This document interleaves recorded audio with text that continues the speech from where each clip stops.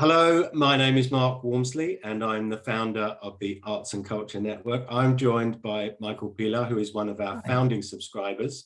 He's waving, and as you can see, Michael is a social media expert doing some great work with arts and culture organizations and individuals, predominantly in the US, which is great. We just had a great hour chatting away and comparing branding and marketing notes, but this is Michael Pilla's Hot Top 10 in the arts and culture.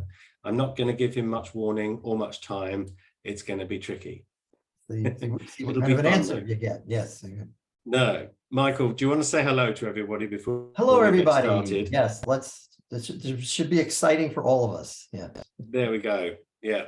Okay, so I'm going to call out a category in the arts and culture, and I'd like you to, as quickly as you can, provide an answer of your favorite in that category. In that category. Okay. Up first, we have building. Okay, Grand Central Station in New York City. Beautiful. The second is book. Favorite book would be the Once and Future King. Nice. Dancer or dance group? Alvin Ailey. And again, Alvin Ailey Dance Group in New York. Favorite country other than your own? Favorite country other than my own would be, what's a toss-up between like France and Italy, but being Italian, I'll say Italy. Okay, cool. Favorite sport? Baseball. Baseball. You need to teach me the rules then, because I have absolutely... Oh, sure. Yeah, I'd love to. I have to teach my grandchildren anyway. You can sit in. Oh, dial me in, and I'll teach you how to play cricket. Yes, please. Yeah. Cricket. I make heaven's sake. Groucho, as an aside, sorry, Groucho Marx was taken to Lord's cricket ground in London. Yeah. Cricket, and an hour later, somebody asked him, "Are you enjoying it?" He said, "Yeah. When does it start?" Oh yeah, any game that can last 5 days and be a draw, something wrong. Yes. Favorite musical genre? Rock and roll, classic rock and roll. Great. Favorite visual artist? Andy Warhol. I would say Andy Warhol, or yeah, Andy Warhol. Let's go with Andy.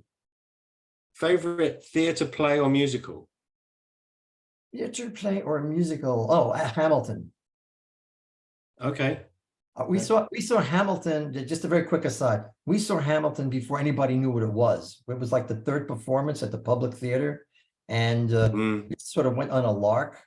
And halfway through the first number, we said, "Oh shit, this is going to be like a rap version of American history. Who needs this?"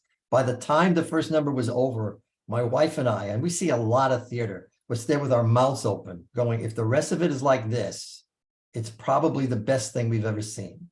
And wow. So I'm afraid I haven't seen it yet. So we're not on the band. I say that because we're not on the bandwagon. A lot of people say Hamilton because it's such a big deal. Yeah, we saw it before anybody knew anything about it, and we were totally blown away. Yeah, I have a similar claim to fame in that I saw Les Miserables when it was in the Barbican Centre, because I was at music college next door, and before it when you see something like that. The big opportunity I missed was when Riverdance was the halftime show at Eurovision many years ago, and the RTE producer for that show, she quit her job to start Riverdance, and I had the opportunity to invest £1,000 in Riverdance. Wow. Yeah. And didn't, and that would have paid me £50,000 a year since had I done that. Yes, easily. Anyway, we digress. Right. Mine is your favorite movie.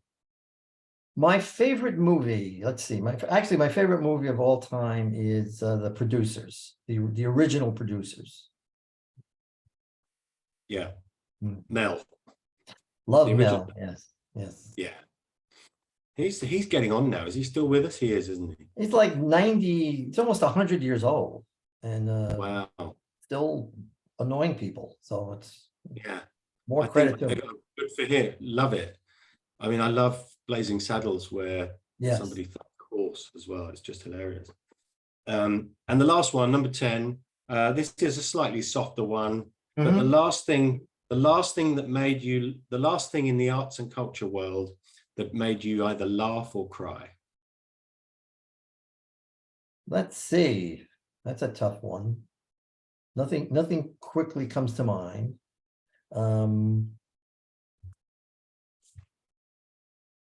Oh, there was there's actually a movie out with Jonah Hill called You People. Oh yeah, It's about an interracial marriage, and it's very, very funny because it takes a very a lot of movies like that tend to be reverential, you know, we're all like, guess who's coming to dinner, you know. This just basically took shots at everybody. This was like very, very realistic. The best line, if you don't mind me throwing something out there, the best line was, Eddie Murphy is really giving Jonah Hill a hard time, and he's like really giving him a hard time, and trying to show him he knows nothing about being black. So at the end, Jonah Hill says, you know, Mr. whatever name, he says, I may never know what it is to be black. He says, but I know an asshole when I see one. Basically.